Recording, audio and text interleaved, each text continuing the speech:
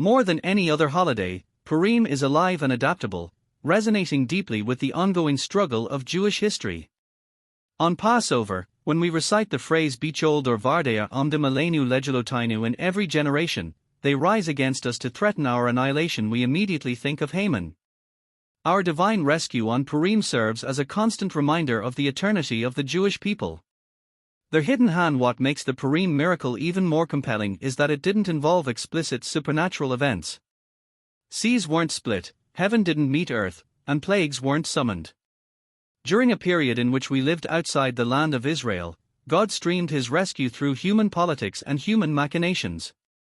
In particular, the heart of a supreme monarch was clearly being manipulated by the hands of its creator. God's name is absent from the text of the book of Esther, but he secretly and powerfully directed the fickle heart of Ahasuerus. Even in eras without overt supernatural miracles, we still trace the hand of God in human events and the major shifts that shape history. It is not difficult to trace our modern settlement of Israel through the prisms of the seismic historical and political shifts of the past 2 centuries, when our national return gathered momentum. Moral dysfunction. The story of Esther is also perennial because in Shushan we faced not only enemies bent on our destruction but also a value system that threatened to plunge humanity into moral disarray. The sheer hedonism of an endless 180-day party, conducted in shameful public view, with people gorging while prone on marble beds and alabaster floors, is emblematic of a decayed culture. The Persians had accumulated extraordinary wealth through the conquest of the Babylonian Empire.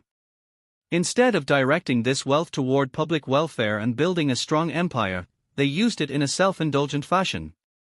About 2 decades after the miracle of Purim, Alexander the Great would tear through the Persian Empire and severely diminish its power and standing. Esther and Mordecai by Erta Gelder, a student of Rembrandt, which is now in the Museum of Fine Arts in Budapest. Our battles aren't just for our national survival. Our enemies pose moral challenges to humanity, and our struggle is to protect the moral fiber of humanity. This was true in Persia, and it is true today. It is obvious that we are currently being called upon not just to defend our land but also to defeat moral confusion in a world that has lost its identity and its ability to discern truth from falsehood. Purim is alive, and during this war over Jewish destiny and moral clarity, the Battle of Shushan has gained renewed urgency and resonance. We may not know exactly how to decipher the tumultuous events unfolding around us, but we know that our people is eternal, and our bond with this land cannot be broken. Additionally, though recent politics are dizzying, it is increasingly clear that God is guiding history by steering the hearts and decisions of politicians and generals. The general population there is a subtler and quieter part of the Esther story that is surfacing once again in our current war. During the Shushan crisis, we faced many different enemies, and not all of them were identical. All our enemies were thwarted, and all their plans were defeated. However, some were vanquished, while others were simply transformed. In the story of Esther, Haman managed to activate a broad-based coalition threatening the Jewish people. For sure, many antisemites were hardened Amalekites who had sworn to battle our people in every generation. However, most of the people who awaited the day of rage against us were not our natural enemies. Yet Haman succeeded in fermenting them to join his murderous pogrom. Were they paid off by this man of unlimited funds? Were they duped into hating people who attended the party alongside them but kept to themselves, drank their own wine, and were cast as culturally aloof because they dared to be different? Was this hostility stoked by the Jewish return to Israel, which had occurred a few years before the Shushan parties and always angers the general populace? These are difficult questions to answer, but it is clear that Haman and his bloodthirsty, genocidal cadre of murderers hated us to the core.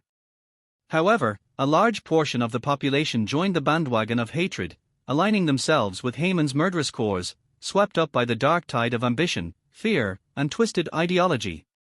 However, this changed. As the tide turned in Shushan, many of these casual, fair-weather enemies of our people transformed into our supporters. Mordecai's popularity surged as he was paraded through the streets of Shushan as a national hero. Subsequently, after being appointed the king's vizier, he walked through the streets of Shushan dressed in regal attire, cheered by the general population.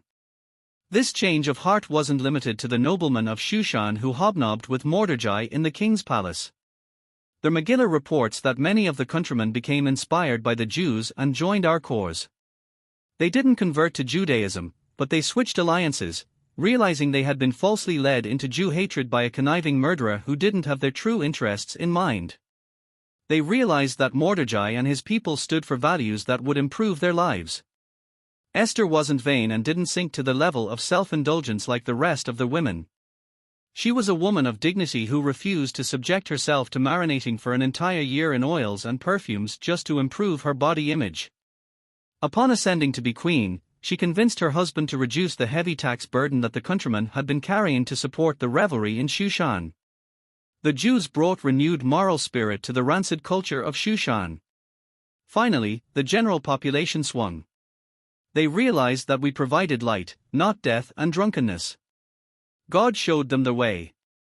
The fact that most of the population turned their backs on Haman and his hatred, joining the Jewish cause, is evidenced by the relatively low number of casualties during the fighting.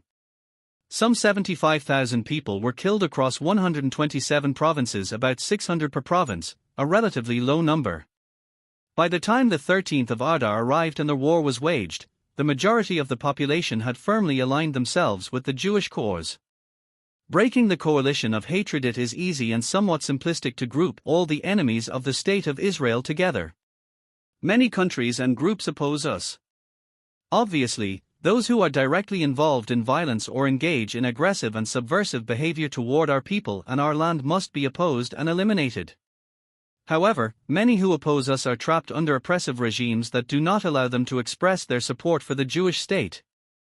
Others are ensnared by confusing cultural trends and postmodern narratives which convince them that the world would be a more just place if the white male occupiers, who supposedly live in Israel, are supplanted by the innocent Arab terrorists who merely seek to provide Gazans with a better life. History teaches us not to lose hope. Our enemies will be overcome, and those who commit atrocities will, in time, be wiped off this earth by God or through his human agents. Humanity still maintains hope. The clouds of confusion will clear, and sanity will replace lunacy. The hypnotic spell of postmodern confusion will be broken. What has happened before will happen again. Just read the story of Esther. The writer, a rabbi at the Hesder Yeshivat Har Etzion, Gush, was ordained by YU and has an MA in English Literature from CUNY. His recent book, Reclaiming Redemption, Deciphering the Maze of Jewish History, Mosaica Press, is in bookstores and at www.garagenbooks.com.